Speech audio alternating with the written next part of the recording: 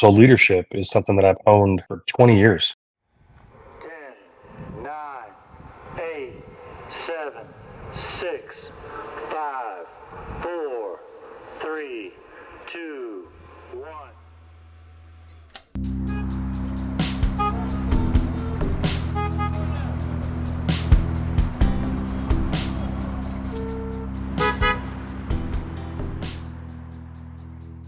The Grand Failure Beyond the Streets.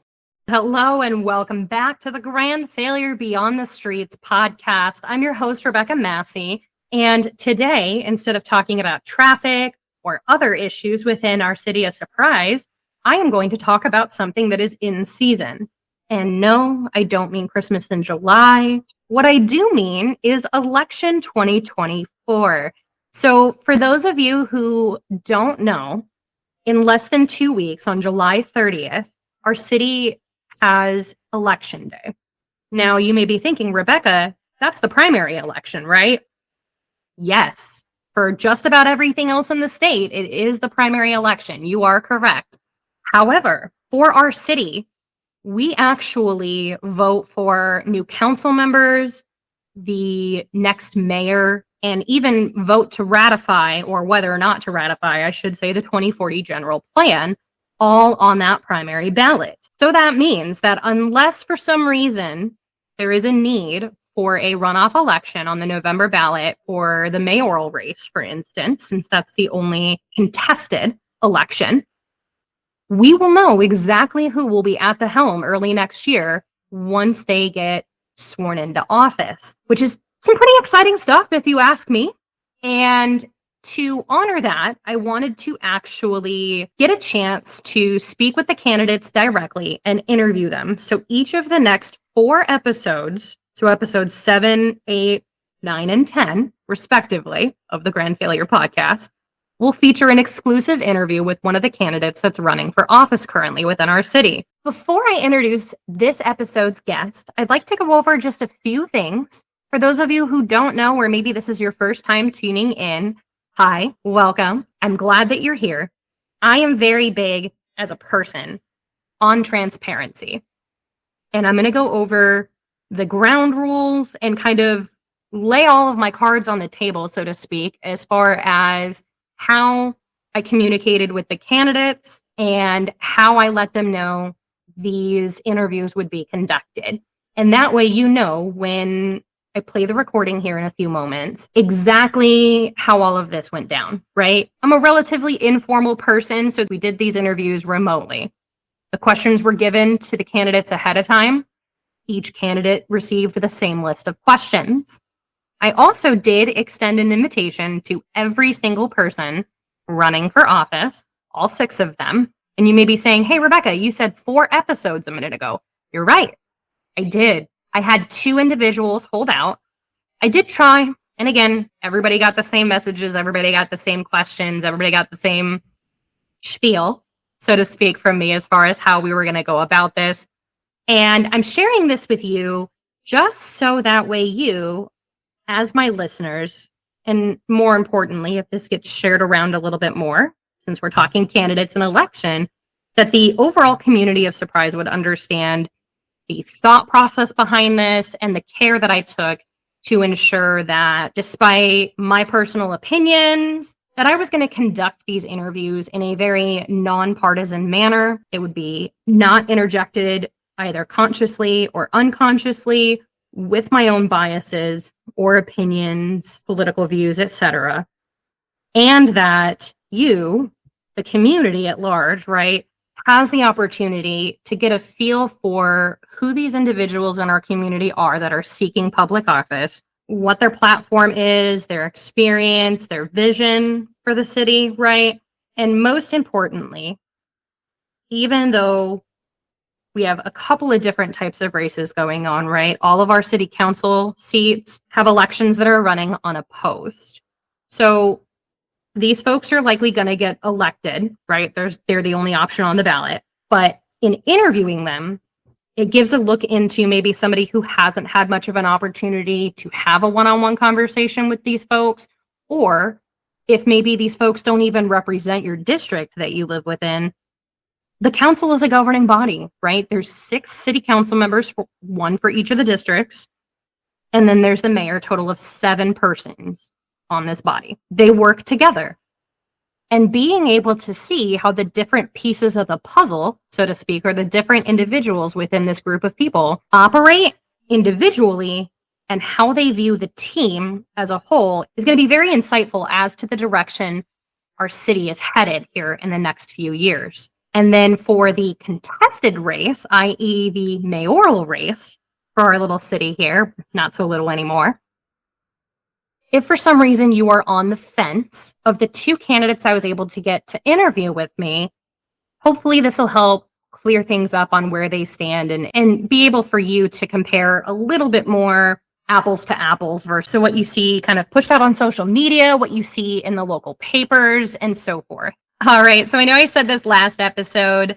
Hopefully, y'all are still listening here, that I've gotten through the same disclaimers as before. Today, in the final episode of the Candidates mini-series, I'm happy to introduce to you Mr. Kevin Sartor. On this episode, I'll be sharing the interview that Mr. Sartor and I had. He is one of 3 candidates running for mayor. He is one of the 2 candidates that is listed on the ballot, the 3rd candidate being the write-in. We spoke with him last episode, so this episode you're going to hear from the other mayoral candidate. Should you wish to cast your vote for Kevin, you'll want to move past all of the partisan elections, partisan meaning the party that you are registered for, move into the nonpartisan section for the city, and then fill in the little bubble next to his name. I've kept you waiting long enough here. Let's dive right into the final interview of our candidate series, which is with Mr. Kevin Sartor. Here it goes. So the first question is, can you share with me your qualifications and experience relevant to taking a role in our local city government? And how would you say your qualifications compared to those of your opponent? Yeah, and again, I appreciate this interview, but I think as far as qualifications and experience goes, I think for me, the biggest qualifier is my leadership experience. I've led people and organizations in probably the toughest of circumstances really around the world. And, during my 2 deployments to Iraq in 2004 and 2006, I led over 1,000 hours of combat missions, defending America and our way of life. And, for me, I think, when I look back on it, when you lead in those types of situations, you really gain, resiliency, you gain grit, and just an unmatched perspective of what's really, truly important. And so, on top of that, I was also a drill sergeant, and I was a drill sergeant for about 3 years. And during that time, I trained thousands of America's sons and daughters from every corner of this country, and from every walk of life, and to bring them together and to make them, a cohesive, group of people to learn and train, and really to train them on, how to be successful in their own military career so they can go on and do great things as well. And I think, during that time, there's the United States Army Drill Sergeant School, which is where all the sergeants go to become drill sergeants. And there's only, 75 drill sergeant leaders in the entire Army. And so during my time as a drill sergeant, my senior leadership recognized my ability and my leadership skills, and had asked me to go serve there as well. So I was able to train my peers, which is not an easy thing to do, and teach them how to become drill sergeants. And so I think also when it comes to leadership, it's I started from the very lowest rank in the military, the like E1 private Sartor back in 2003, and I think through my experiences and I earned my degree while I was a drill sergeant, but I also got commissioned. And so I went from being a sergeant to an officer. And, I think for an officer, one of the most sacred things you can do is take command of an organization. And so I did that. And, I was in charge of 50 full-time employees, 200 part-time employees. And, when you take command, you're really, everything that you do and everything that your unit does or fails to do lands fully on your shoulders. And I met that task head on, without hesitation. And, I was able to teach, coach, mentor the leaders within that organization to be successful beyond their own beliefs. So leadership is something that I've honed for 20 years, leading the most diverse group of people and really the fabric of our amazing country, to accomplish just incredible results. And I think that's probably, for me, one of the biggest single qualifiers. On top of on that, I also served on the Surprise Planning and Zoning Commission. I served on it for about 2 years, but even, after my first year, my peers, recognized my leadership and recognized my experience and voted me chair of the commission, which I think is pretty unheard of within your second year of being, on a commission. And these other commissioners have been on this thing for,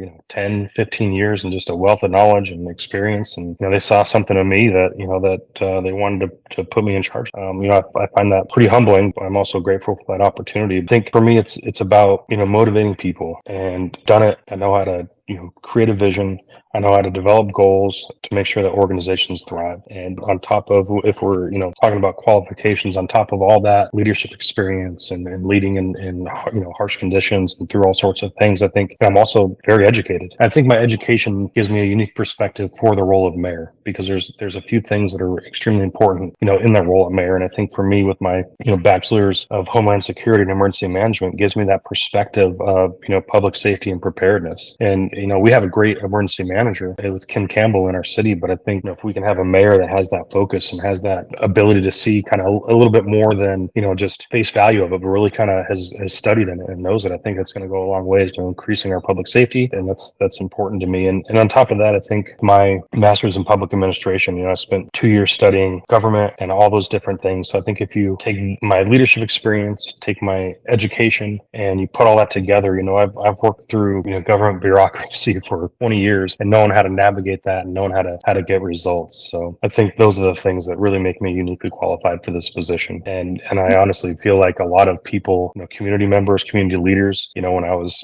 early on, in December and January, even February, running for mayor, they reached out to me and said, "Hey, Kevin, we need you to run for mayor. We need a good leader." And so that's, I think they recognize all of this, all these experiences that I have to make me, again, uniquely qualified for the role of mayor. Yeah, no, thank you so much for sharing all of that. And certainly thank you for your service. I mean, just the amount of times that you've kind of been called out, it seems like, throughout your career as being seen as a leader amongst your peers, I think really should paint a great picture for voters out there and what the future of our city is going to hold should you get elected, for sure. No, absolutely, and I appreciate that, and I appreciate you, saying thank you. But honestly, it was my honor to do it. I love my career, I really did, and it was, you get to a point where you're at 20 years, and it's, and I did it, and I loved it. But I think it was just time to close one chapter and open another one. And so I loved every minute. And there was hard times, don't get me wrong, but I loved serving our country, serving our state, and serving our community. No, I can definitely tell by the way that you talk about it, for sure. So I know you mentioned that a couple people kind of told you, hey, we need you to run for mayor, things of that nature. Can you share what initially motivated you to decide to pursue a role in our local government? Yeah. And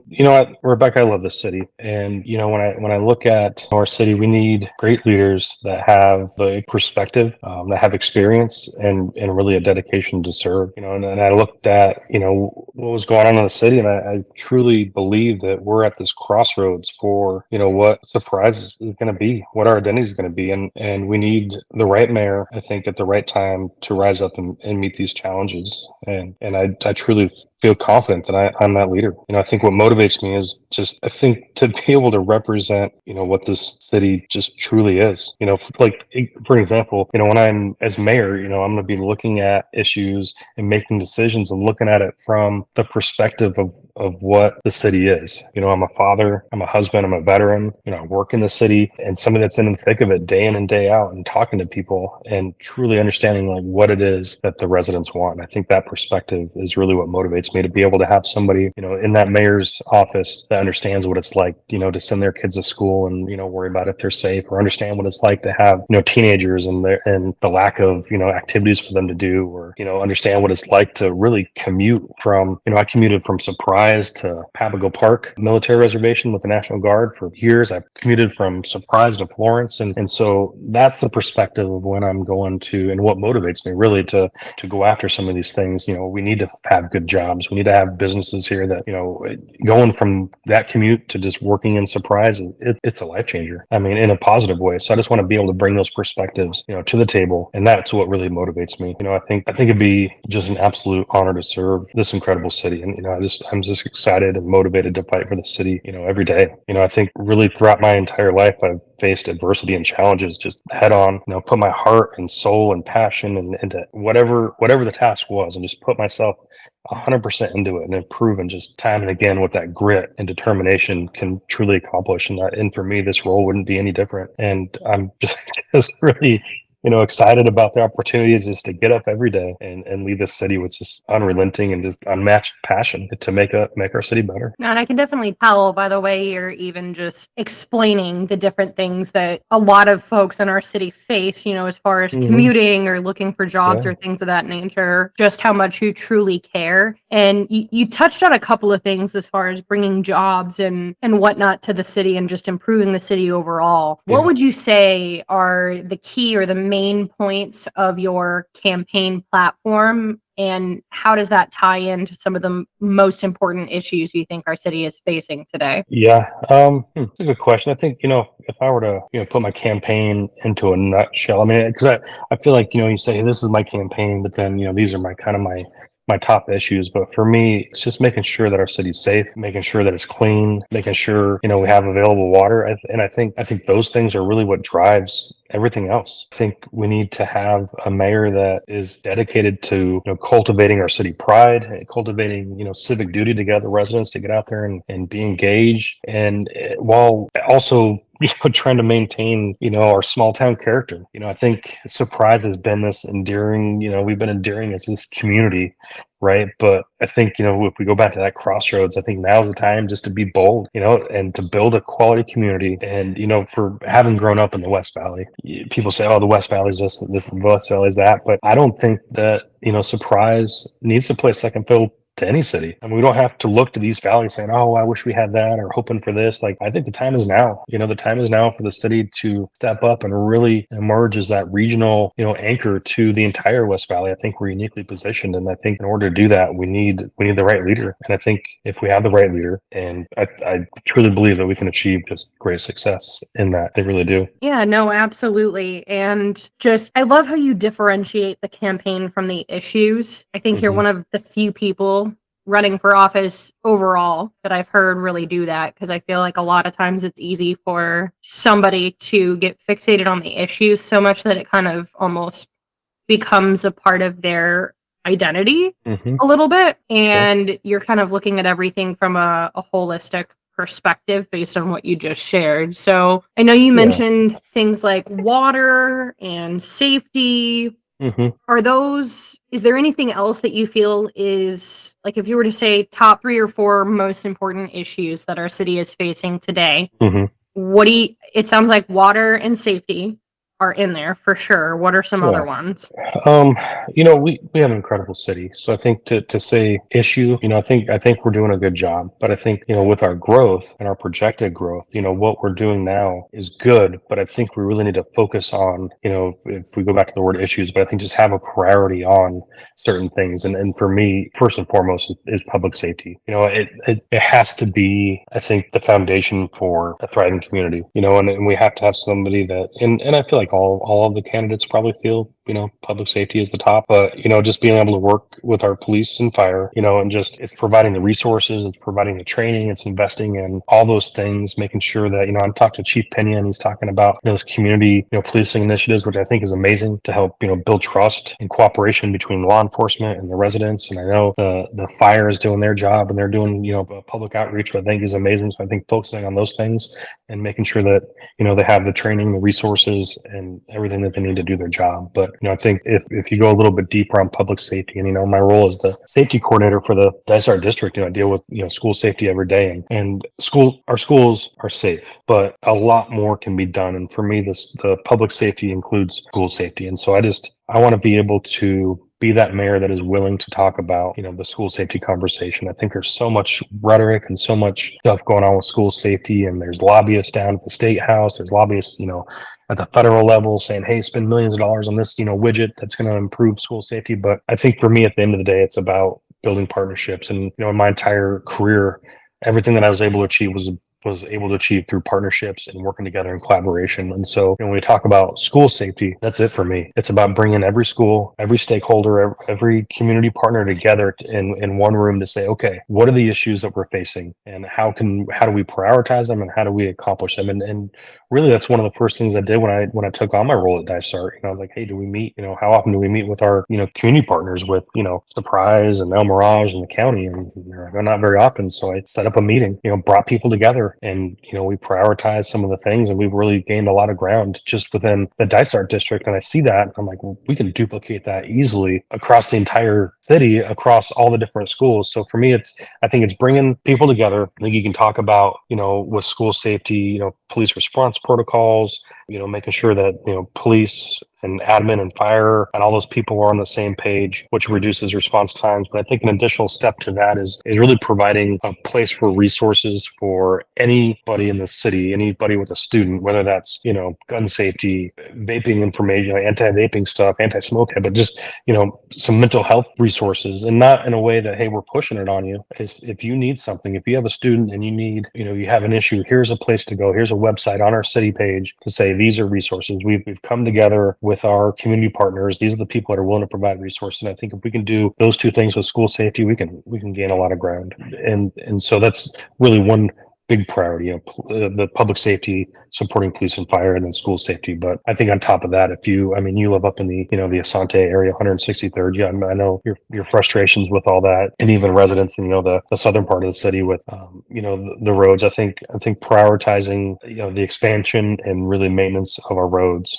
so that every resident can get in and around Surprise, more easily and just more safely, really, I think is a huge priority. I think we need to, expand the roads, improving key intersections. I know I've talked about in the past, doing maybe a study on a couple of key intersections on Bell, where we, extend some of the left turn lanes. That way when people are going, east or west on Bell, and they, they're in the left lane, and then the left turn lane's backed up into the flow of traffic. I think that's a huge safety issue. So, I'm not saying remove the medians completely, but let's expand a couple of them, make them a little bit longer, and just see if it works. And if it works, let's maybe duplicate that. If not, we can go back to the drawing board. I think those are just simple things that I think when council and leaders are in a position for a long time, they kind of get tunnel visioned on, hey, this is the way we've done it, or this is our focus. But I think really when you bring in a fresh perspective, you bring in some new blood, I think that's really when you start kind of mixing it up, and not mixing it up in like an adversarial way, but just mixing it up in the sense of, hey, questioning, like, oh, why can't we do this, or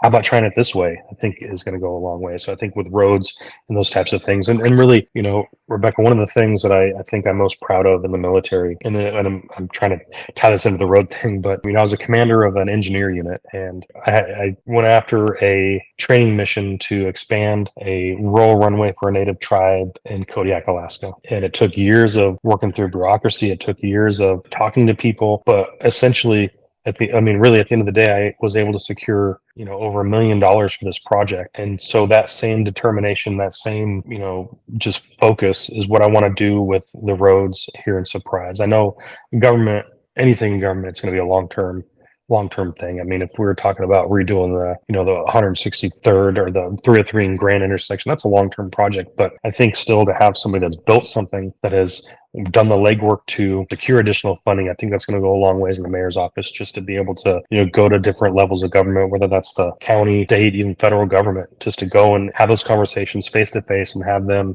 tell me why they can or can't do it, and just continue to work through those things. So for roads, that's the perspective and passion I'm going to bring, because our city needs it. We're growing exponentially, and we're going to continue to grow, and so we need to have that focus to get ahead of it. And so on top of those things, I think also water. Water's it's essential to life, and we're banking water right now. I don't want to get too much in the weeds, but we're generally okay now. But when I was did a fellowship with the city of Surprise, and I was working with the water director, and really by about mid 2035, we're going to stop banking water. And so to me, that indicates that we have to be proactive now, and we have to really invest in, upgrade our water, and upgrade our sewer systems to handle that increase in demand over time. And so I think making sure that we have that reliable, redundant, safe water system, make sure that we have efficient wastewater management is just vital, I think, to supporting residents, but also, talking about supporting commercial growth. And, if people don't feel confident that Surprise has the water, I don't think we're going to have that growth. And Yeah, I so mean, you said 2035, which is roughly 10 years away. it is, Like that's yeah. bonkers to me because it sounds like some of the rhetoric that we get out of some of your competition and then also from the city is that we have a robust water plan, but it doesn't. I mean, I've lived in Arizona most of my life, so I've Mhm. always dealt with the whole we're in a desert, type of Sure. a thing with conservation and whatnot. But when you've listened to it growing up for however many years and then hear that hey, in 10 years, we're going to stop banking water. And I take it that's kind of like a reserve of water. It is. And I don't want, I mean, No, I'm not trying we're to like doing incite panic or good. anything like Yeah, that, I mean, but I think we're doing it's good, but I think a by concern. that's the decision point. Like, right, as when I'm in a leadership role, I try to anticipate and say, okay, what are the different decision points? And I think for me, that 2035 is potentially a decision point where we're using more water than we're banking. We still have a tremendous amount of acre feet of water to use, and we're still going to be good into the future. But I think I think we have to be able Be to invest proactive. and be proactive. Yeah. That's absolutely right. And I think that honestly surmises a lot of the quote unquote issues that we see where, even talking about the traffic up in my area Mhm. in District 1, right? All of these pads and plots of lands were approved years ago for all of these homes. And then the roads coming in have been very reaction based versus getting the roads out there either as homes are being built or Mhm. before. Yeah, And then that's a it real kind of concern. almost seems like with public safety, like not entirely. I know that the city does prioritize public safety Mhm. quite a bit, but even just kind of some of your think tank ideas of bringing fresh perspectives. And I think bringing people together to try and help problem solve is the key to your point because you may have one linear plan of how you think Mhm. we deliver public safety or water or whatever it may be. I may have a different one and somebody else may have a different one too, and being able to bring all of those ideas together, being able to brainstorm, I think is key to formulating a lot of those partnerships, right? But then Absolutely. also hopefully getting out of the reactive state and getting into more of a proactive state because that'll go a long ways. Oh, I agree.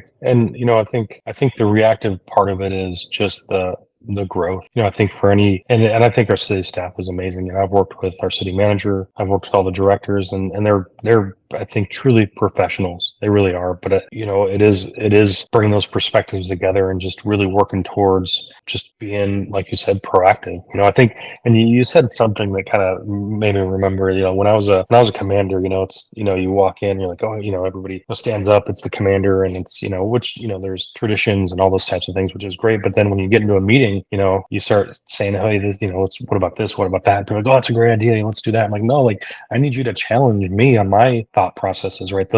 That's when you really get a collaborative team. That's really what I built when I was a commander to say, I don't have the market cornered on good ideas. I have, my views and I have my perspectives, but I think when you have that dialogue and you have people that are able to challenge, like, hey, you said this, but what about that? And not in an adversarial way, but just in a building a consensus. And then, at the end of the day, even as a commander, or even as mayor, like, you have, that influence and you exercise that influence. But, I think building that team and having people to be able to challenge each other's thoughts, I think is really what is that sweet It spot with drives a team. innovation for And sure. yeah, absolutely.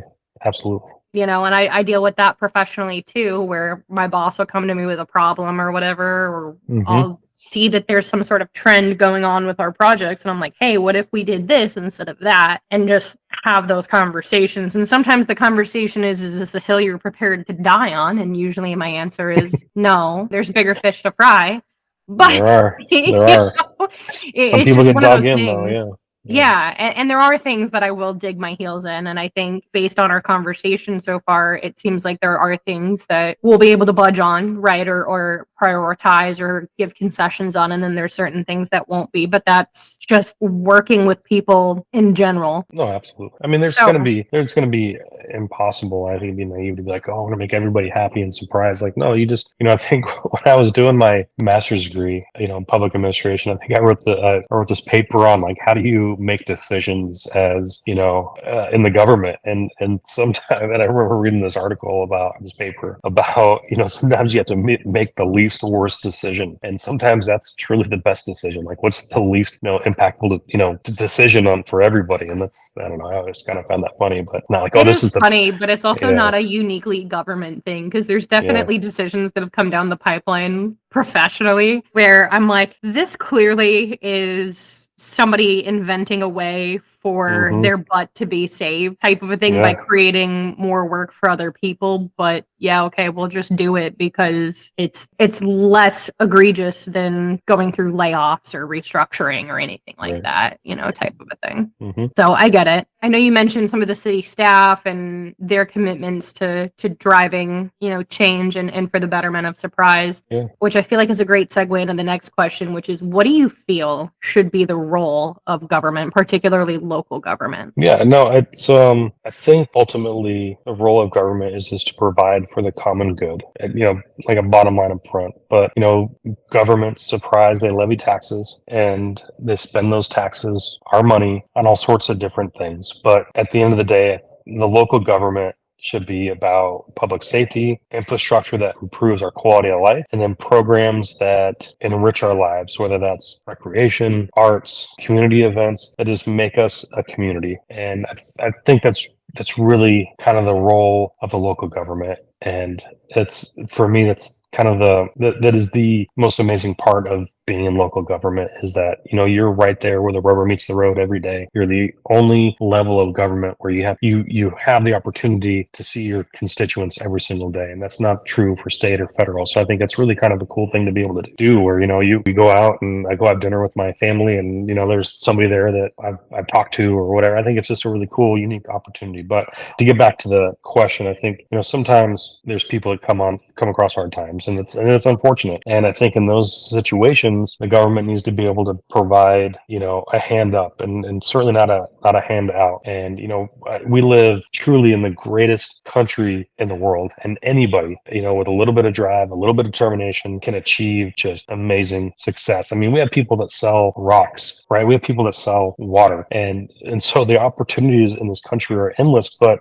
sometimes those people come across hard times, and I think in those instances we have to have programs that help. But those programs shouldn't be in perpetuity. They shouldn't be a lifetime program, but rather it should be a short term, help people get out of whatever situation that they have, and get them back on track, make them successful, and those people then in turn go back into society, or go back to being successful, and then they work and give back to the community. That way, if other people come across hard times, and they can help them as well. So I think kind of in a nutshell, that's my just 10,000 foot view of what local government should be. No, and I think that's definitely helpful. It sounds like, really, from what you're saying, it's primarily public safety, right? Which is definitely a hands-on role for the government, and then everything else is kind of more supporting the community and making sure that there is some level of stability. Now, I'm going to give you a bit of a hard time on because I know you mentioned, and this is kind of harkening back to your school safety a little bit. Sure. So I know you mentioned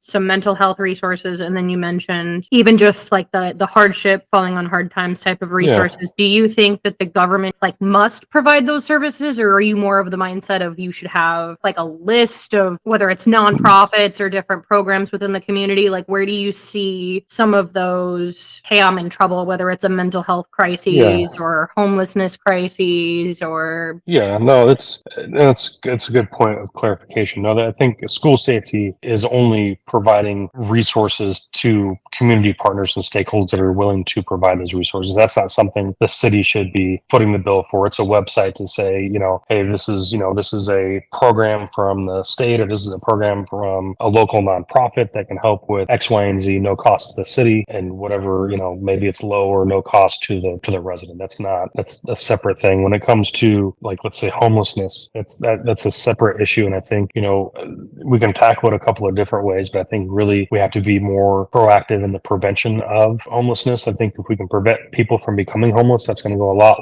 further than, just kind of turning a blind eye to people that are having issues and they go and become homeless. Then it just becomes an even more perpetual thing where we have to use even more resources to try to help people. So I think in that instance, it's about a preventative. If somebody loses their job, like what resources can we provide to help them get a job? Or say they're having issues with rent, like what resources can we use to help them, maybe cover the cost or the shortfall of rent for a short period of time. I think And those basically connecting them to yes. prevention versus curing the issue in and of itself. Because it's kind of like that adage where, what is it, like an ounce of prevention is worth a pound of cure or something like that? Yeah, that sounds right. So I think in that instance, that's where the city needs to step up and help residents of Surprise. I think that's a really good perspective to have and pretty grounded, to be honest, because it's one of those things where in an ideal society, right, like you would help out your neighbor if you had the extra cash, but not everybody has that. But even just creating a resource page that links to, hey, if you need help with your energy bill, for instance, and here's the list of sources that you can go to, or hey, if you're jobless right now and you need help with groceries or whatever, like here's the food pantries in the area or the food bank in the area, or whatever somebody may need for those specific situations. I think you're right on that, because I know I've looked, because I did have a member in the community. This gentleman lives up, and I think it's Desert Oasis, but he called me out of the blue a couple months back explaining that he had fallen on hard times and it exhausted its savings being jobless for the last, I think it was like 9 or 10 months. And just, he had tried everything. And even with some of my, what I like to refer to as intense Googling, trying to come up with different solutions and whatnot, I was finding that yet again, when somebody that I know or I've met has fallen on hard times, even just knowing where to go to get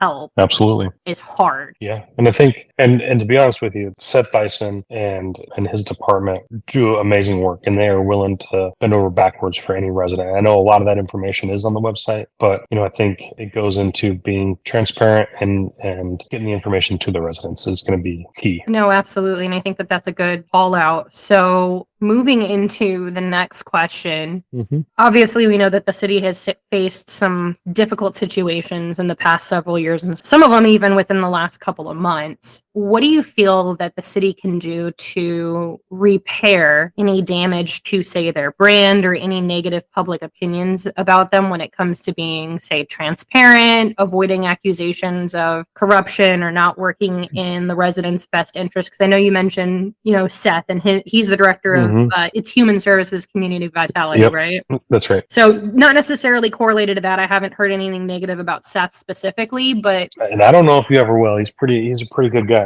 and runs a pretty I'll hold you to department. it. Yeah. If I ever have a problem with Seth, I'm coming to you directly, I Kevin. don't know if you will, but all right. But you know what I mean, right? I do. So whether it's somebody falling on hard times, or, we'll talk about it later, but like the tax increase or different things of that nature, like how does the city, you mentioned we're at a crossroads, right? Yeah. How do we pivot at the crossroads that we're at to rebrand ourselves a little bit and get away from the negativity? Yeah, it's going to be a tough one. It's tough because everybody's passionate. Everybody has their, they see it from their perspective, and I can appreciate people's passion and their drive to make our city better. That's really what I think. That's really what makes cities and states and the country great, is just that passion to do your best. But I think it's about, repairing confidence. I think repairing confidence is a challenge. And when I got promoted to sergeant in 2005, and I picked up this book. It was written by a senior leader, retired. He had been retired for a while, but you open the first page and it says deeds, not words. And so that's always stuck with me as something that I try to live by, in that it's our city officials, our elected officials need to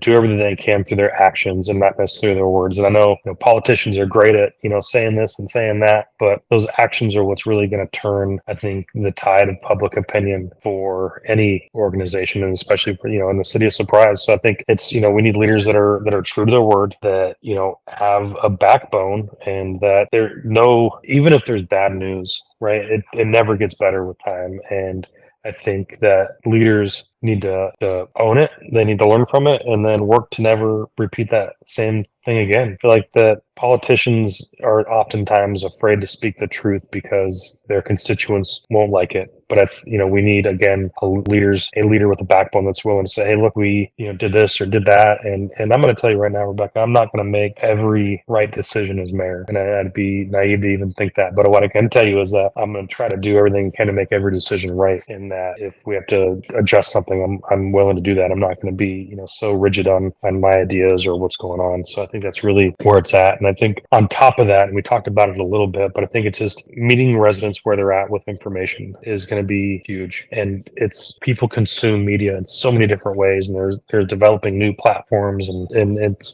the city needs to be proactive, and they need to be ahead of it to make sure that no matter what platform or what way that somebody consumes media, all the way from whether that's a newspaper, website, whatever, social, that we have the city is on there and they're putting out that information and making sure that it has a far and wide reach. We're spending residents' money, and we need to be accountable for that, and we need to make sure that we make the right decisions and involve residents at every opportunity to make sure that whatever we're doing is transparent and it's clear, and we're doing everything we can to do it the right way. I think that doing those things will help in turn with the trust and confidence in our government. No, and I think that that's a really good call out. And what you're saying kind of harkens back to one of the conversations I had with one of our candidates in the city council races. So not necessarily one of your opponents, but they were explaining kind of some of the logical thought progression of how they felt about the tax increase and whatnot. And they and I disagreed, right, on the tax increase, which I'm going to ask you about in a second. But I could at least follow the logical train of thought. And so to your point of you're never going to be able to please everybody, it's entirely correct, right? We're a very robust community with a lot of diverse yes, opinions. Diversity for sure. Right. Which is what makes it great, though. That's what makes our city amazing. 100%, because somebody who maybe aligns more left is going to have different ideas than somebody who aligns more in the right-hand side of the political spectrum, right? And then you have people who are more centrists or moderates, and then you have folks that are a little bit more on the socialism type spectrum, and then me on the libertarian side, where I'm like, look, like the least amount of government and interference is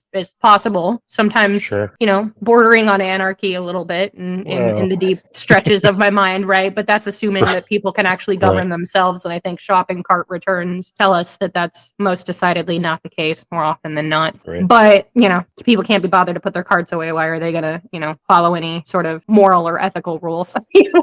Well, I think that goes back to people having trust in government, and that's that civic duty and that civic pride. Those are the things that we have to focus on to make sure that people, and I know people love Surprise and they like living in Surprise, but I think if we can just build that cohesion and that, I want every resident to be like, Surprise is an amazing city, and it is, but even build that culture of just like belonging and bringing everybody in and saying like Surprise is the city to be in. It is the regional anchor to the entire West Valley. I don't want to get too far on a tangent, but I just get passionate about the city and doing everything I can to make sure that we're heading in the right direction.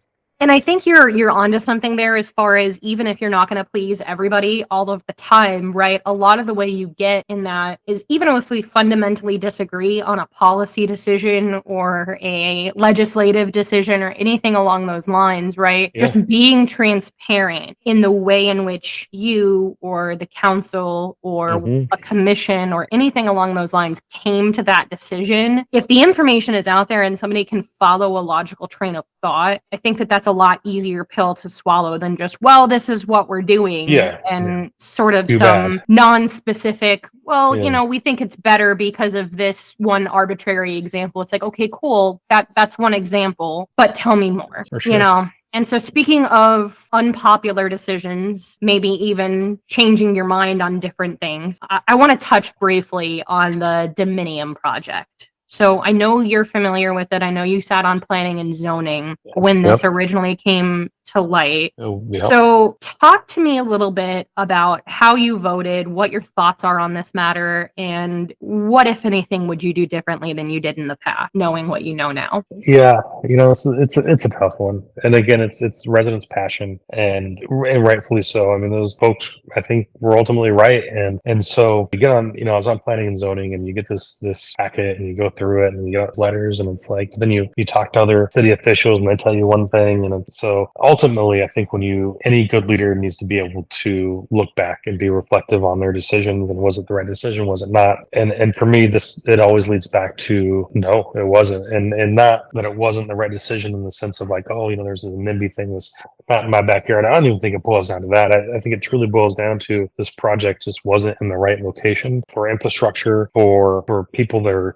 There's no public transportation, and so I think it's going to add an unnecessary burden to the city of Surprise. And I think looking back, a better way to do that would be to have worked with the developers and looked at what property was available around the city, and try to find us a better place for this thing, because we need all sorts of different types of housing. And I don't think anybody in Surprise is like, we don't want that type of housing. It's just it was that housing in that particular area. I mean, if you look at Waddell and Cotton and just the roads, and there's so many residents out there. For me, it boils down to just a safety issue, and that's the biggest reason why I would have changed my vote from the way that I did. Yeah, because I believe, if I'm recalling everything correctly, when you were on planning and zoning, you did vote for the Dominion project. Now, obviously, I've never served on a commission or anything, but at least from my limited understanding, I think there's a marked difference, or a line in the sand, so to speak, that needs to be drawn between the Planning and Zoning Commission and City Council. And I haven't done a full deep dive into this. I need to, and I need to try and see where I can get not just Voice of Surprise's take on it, and not kind of what some of the folks on the city side say of, well, that referendum was invalid. And I'm like, well, the whole reason why it was invalid is a very kind of like legal loophole, or very technicality type of a thing. And that I don't want to get too much into the weeds on that. Planning and zoning, and the way in which you guys operate on that commission, or you did operate when you served, is you're looking at a plot of land, what it's zoned for,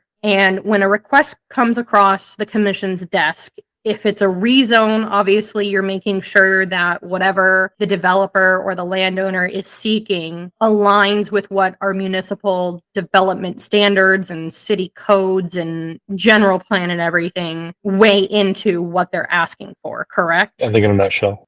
Okay. That's accurate. And then and I think this is why, for me, it's important in my mind to draw this line of distinction, because I know that you have kind of stated your regret and Monday morning quarterbacked this probably time and again over in your head, just with the kind of person that I can see that you are and the passion that you have, where you voted one way based on the facts that were presented to you. But then after everything kind of came through, you realized that, hey, this is overwhelmingly not what the residents in the area wanted. And so I would have changed my vote. Yeah, but sometimes you got to look at the situation. You and just do. vote with your gut, where I didn't, because in my gut I knew, but then you look at facts presented, and it's I think that's the challenge about leadership positions. We have to balance. There's a lot of gray area for sure.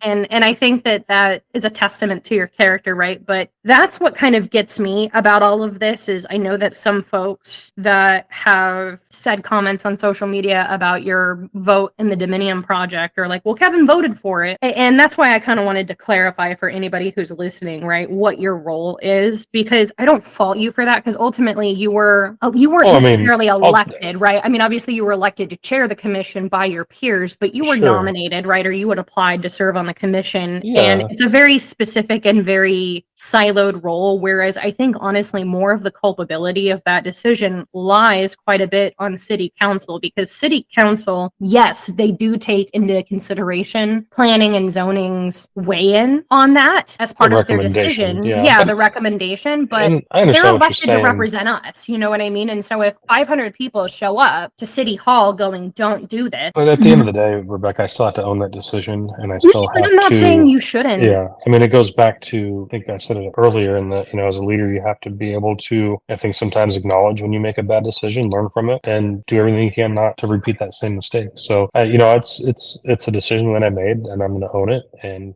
again, learn from it and just move on. Just have that. I think that those types of situations is, I think, another aspect, I think, of what's going to make me a good mayor, in that I understand those types of processes. I've been through those types of things. And so when I'm making decisions, I'm making it now with, that perspective on top of every other, all my other experiences. So I think it's again, something that I look back and would change if I could, but I can't. So I'm going to own it and just use that as I move forward. Yeah, no, and I think that your perspective on that is really refreshing, because it's not often that you hear, and I know you're not a politician by any means, like this is really your first elected Right. rodeo, right? But you've at least Yeah. served in planning and zoning capacity. I think the ability to be humble and be like, you know what, I made a bonehead decision in the heat of that moment speaks a lot and is a great testament to your character. So moving into kind of my next question, and then we only have a couple more. The last one's a fun one, so I saved that one for last on purpose. Something for you to look forward to. About the rental tax loss revenue and the decision that the city made to increase sales taxes. In your opinion, and if the decision were solely yours to make, how would you have approached solving for the budget deficit, and what changes would you have elected to make? Yeah, no, it's been certainly a hot button item, but for me, it's about prioritizing fiscal responsibility and making sure that our city operates efficiently and without putting undue burden on taxpayers. I don't support the tax increase. I think that I would focus on streamlining the way that our city operates. I think reducing costs and every opportunity while not compromising our essential services. That's what I'm committed to. I'm committed to the core services, public safety, infrastructure. Some of those essential community programs are really what the backbone of our city is. But you got to look at all this inflation going on. And I have a family. I have two daughters, and school clothes shopping, and we're buying food every week, and we have activities that we do, and add all that up, it's just a lot for individual families to take on. And I know, the argument's like, well, it's not that much of a tax increase. Well, yeah, but when you have, multiple kids, you're going out spending, a ton of money on school supplies and shopping for clothes and all those things, it adds up. And so for me, I think it's unnecessary to put an additional burden on taxpayers. If as an elected official, I can do, and I will do everything I can not to do that. That's what we have to do. We have to explore, ways to improve our efficiency and improve cost saving measures at all costs in the city, but again, without cutting any essential services. To me, that's it. And really, if those cuts do become necessary, we got to reduce some of the non-essential spending and really some of the administrative costs. It's really kind of where it starts. And I think that honestly comes back to some of your conversation that we had earlier, where you're talking about getting people in a room to just kind of even create like a brainstorming or a think tank situation of ways that, without necessarily, even if it's, I wouldn't say like a cut in services, but just like a smarter way of doing things. We just have to be creative. We have to be agile. We have to be able to, look at things, from a different perspective and just get it done. But at the same time, don't put it on the backs of the residents. They're hurting right now. Housing costs, insurance costs, energy costs, all of it is up. And for us to do that, I don't think was the right thing. But that's where I stand on it. Well, let's move on from that, because I feel like you and I could probably talk all day about stuff along those lines. But moving into the final two questions. So our city's full of very large and very diverse group of people with a number of different variations of opinions on what our government should be focusing on, specifically our local government, how to solve for any concerns, issues, or wants, needs, etc. In your opinion, how should our local government interact with its residents as it pertains to them expressing their opinions or exercising their First Amendment right, versus what restrictions, if any? And to be clear, I'm not talking about like government censorship or anything, but obviously, especially when it comes to public meeting portions of city council meetings or anything where residents are interacting with the local governments, right? Like there's rule of order. There's a procession to a lot of these meetings, and obviously if 20 people show up and all want to talk about one agenda item of 30 on the docket for that day, Like, how do you feel the city should balance that or could be balancing that better? Rebecca, I spent the last 20 years defending the Constitution of the United States. And for me, that is based a lot on individual liberties. And I think that's the core of my beliefs. And people have every right, I think, to express their concerns and their opinions without fear of retribution or reprisal. I think one of the things when I was on the Planning and Zoning Commission was that we'd give residents 2 to 3 minutes to say their piece, but then we give whoever's representing that particular agenda item 30, 40 minutes, an hour to talk about it. I always felt that was kind of odd. I mean, at the same time, there's one person versus, multiple, but we have to have the ability and to let people say their piece, whether that's something that is in, agreement or disagreement with whatever the agenda item is. People have to be able to speak their piece. And I think really the only caveat that I have is that when, one person's freedoms infringe on another is kind of where I draw the line. Like just because you feel a certain way about something doesn't necessarily mean that I have to feel that same way. I'm going to, respect your point of view, especially having served in the Army for 20 years. I would be out in public in uniform and people would say some of the strangest off the wall things to me. But at the end of the day, it's like, I respect your opinion. That's why I do that's why I defended our Constitution. Like, I respect that you have your opinion and I respect that that's your opinion. I don't necessarily agree, but that's where I'm at. And that, for me, that's what it's all about. People have to be able to express themselves. And that's just really, that's what it's about. We have individual freedoms for a reason. Those things are in our Constitution and our Bill of Rights for a reason. We have to, what the baseline is for our entire country. And so you have to respect that and honor it. No, and I think that's really a good call out. It reminds me, I forget which kind of mouthpiece of the Libertarian Party. It might have even been Rothbard, but there's a really good in what you said when you're talking about your career in the Army and defending people's rights really reminded me of this quote. And it basically talks about my right to punch you ends where your nose begins type of a thing. And I think that's a really powerful perspective because I could be angrier than all get out at you, either you personally or you future government official, right, is what you're aiming for. That's right, Rebecca, mayor of the city of Surprise. Right. And so I can be madder than I'll get out, right? And I can want to go fisticuffs and be like, Kevin, we're going to take this outside. But I don't have a right to actually physically come in contact with you. Mm-mm. And I think that I love your observations from your time serving on the Planning and Zoning Commission and how you kind of recognize how it feels like sometimes the public is almost put at a disadvantage, or if it's not the case, it's very easy to kind of fall into that. It makes the dialogue feel one-sided. And so I think that was kind of the purpose of the question, right? The city or the world that we live in or anything has a very diverse population. Everybody has their opinion. And in the role of government, it's not so much silencing or limiting speech, but it is a balance you have to strike, right? With continuing the meeting and letting people speak their piece, but even being able to recognize when something, in fairness, I feel like a lot of times is a myth. Like, you're never going to have something that's completely 100% fair, but it's about, you strive for it in some level, making things a bit more equitable. And so I love your take on that. I told you the last question was a fun one,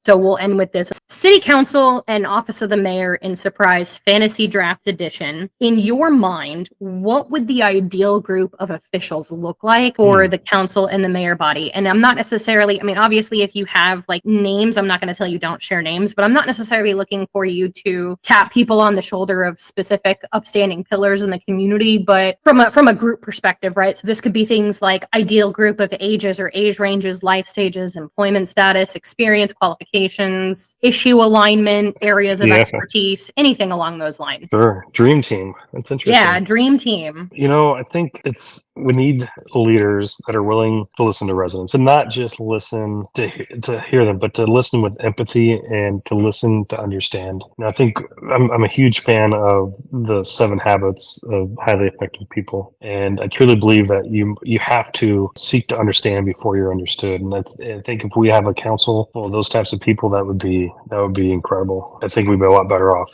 But I think we also need to see a diverse group of people and diverse in their background and experience. I think that's, when we talked about when I was in command, I think, again, one of my proudest moments was leading a company with, some of the most diverse people from like all walks of life. And I set the tone and, welcomed the questions and the dialogue. And I think, through those conversations, we made better decisions and we ultimately, I feel that we achieved more success. So I think if we can duplicate that, and that's exactly what I would do on council, is to duplicate that. I don't think there's any one particular person that say, I got to have this person, or, it's really just about having leaders that understand their role and really have passion and truly just want the city to be better.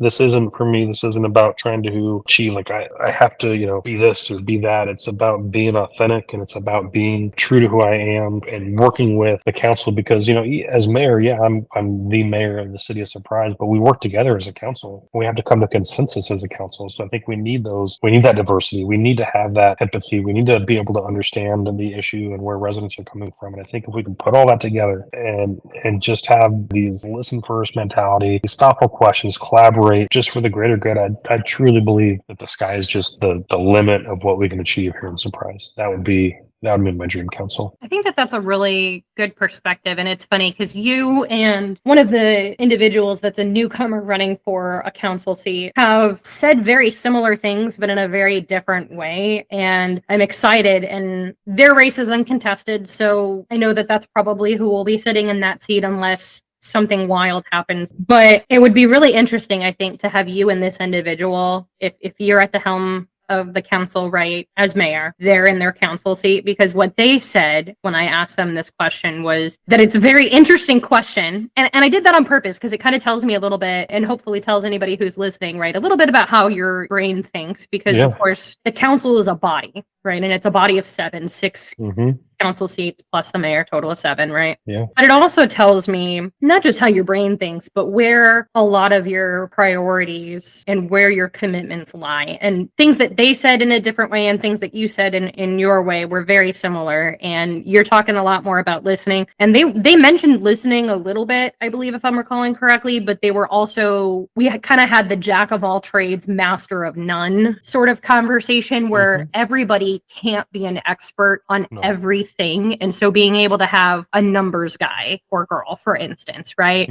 Or being able to have somebody who is not necessarily taking the place of the city attorney, right? But I would imagine that having somebody who is a bit well-versed in legal authority and legal powers, right? Obviously cross-referencing it with the city attorney and what can and can't be done, right, would be advantageous. There would be somebody who is kind of the bridge builder or the olive branch extender, if you will, right? Yeah. Of when things get heated. In my time in the Army, I think the military is probably one of the best leadership producing organizations in the world. But I've been through a lot of leadership schools, and one of them was a small group instructor course, and it talks about these different personalities in every group. And every group, has these same personalities. A lot of them are the ones that you're talking about, the ones that's, jokers, the one that's a Pollyanna or apologizing for the group, the one that's a monopolizer that takes all the time in the group. And so it's just funny that you say, having these different personalities, but really every group has very similar personalities. You go through the different stages of the team, and it's just funny. But I'm looking forward to the opportunity to be the mayor. I'm looking forward to bringing that perspective. I'm looking forward to just working collaboratively and just doing everything we can. And this city is amazing. It really is. I think the residents are just, and really, over the last, this has been a long race, truthfully. It's been months. It's been the longest, 6 months, I feel like. Yeah. And truly. But I think for me, it's just, every time I talk to a resident and we share ideas and I share my vision and then, somebody, it is so just motivating and so it just raises the stakes to just how absolutely amazing this opportunity is and just how humbled I am to even be in this race and to have again the opportunity to lead this city in a way that it needs somebody that has perspective, somebody that's willing to listen, to understand, and just put all their passion into it and just achieve amazing things for our residents. And that's truly, it's been so amazing. The race has been amazing, and I'm really looking forward to the opportunity, to lead this city. Yeah, absolutely. I'm looking forward to seeing what the election holds and see kind of what direction we're going to go, right? It's anybody's game, I think, at this point, so it'll be interesting to see how everything pans out, and best of luck to you, of course. I wanted to just say thanks for this opportunity. We've done a few different forums. We've done, a lot of different things as candidates and as mayor candidates, but I think, any way that we can get, information to the voters so that they can make an informed decision, I think it is a good thing. So I appreciate you taking your own time to put this together, your own time to come up with the questions and ask, taking your own time to do it. And I think it just shows your passion. So yeah, thank you. Thanks for the opportunity. I truly hope hope anybody that's listening to this, sees where I'm coming from as a person, as a candidate. And I really hope, when it comes election day that they have trust and confidence in my ability to lead the city, and I ask them for their vote. Yeah, no, and I truly appreciate that. And like I said from the get-go with these questions, like you said, right, there's been a lot of different forums and things of that nature. I feel like this gives you the most open-ended freedom to kind of take the wheel and run with it a little bit as far as what you're looking to do with the city and what your vision is.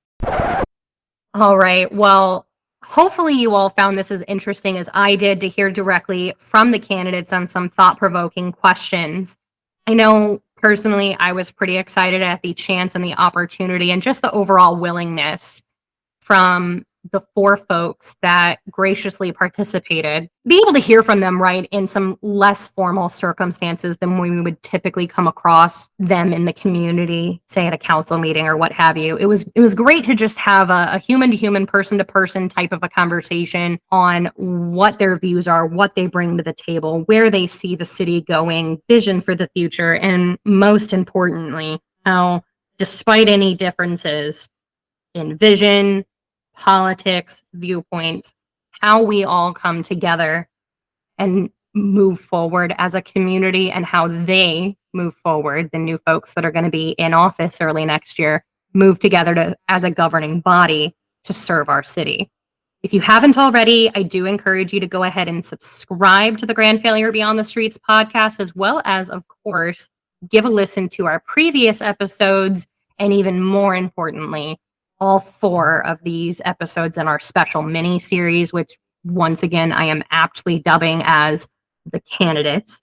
Don't forget to tune in after the election. So sometime in August here, right around the corner, if you can believe that, I'm going to be wrapping up the very first exciting season of the Grand Failure podcast. This is your host, Rebekah Massie, signing off for now, and I will see you at the polls on July 30th. Surprise. Take care. You're listening to The Grand Failure Beyond the Streets, a podcast about the ongoing public safety crisis in Surprise, Arizona.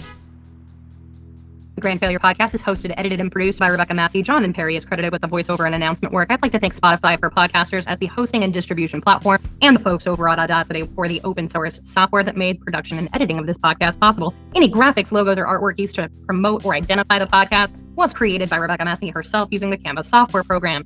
Sound effects and music are provided courtesy of freesound.org unless otherwise noted, and Freesound is a website that offers royalty-free Community Commons licenses for a variety of sound bites, songs, and effects. I'd like to take a moment to give my heartfelt thanks and appreciation for each and every candidate that participated in this mini-series, and specifically those are Councilmember Patrick Duffy, Mr. Johnny Melton, Mr. Ed Cunningham, and Mr. Kevin Sartor. Any sources, news articles, or other information, including the candidates' websites if available, will be linked on the webpage dedicated to the Grand Failure podcast on thegrandfailure.org. That's thegrandfailure.org. I'd also like to thank the local political action committee, or PAC, by the name of Voice of Surprise, for their partnership and my efforts on this podcast, as well as give a quick shout out and thank you to my husband, Mr. Brian Massie, who has graciously put up with my work on this endeavor. Thank you all for your time, and for all of the podcast credits, details, and information, head on over to my website, thegrandfailure.org.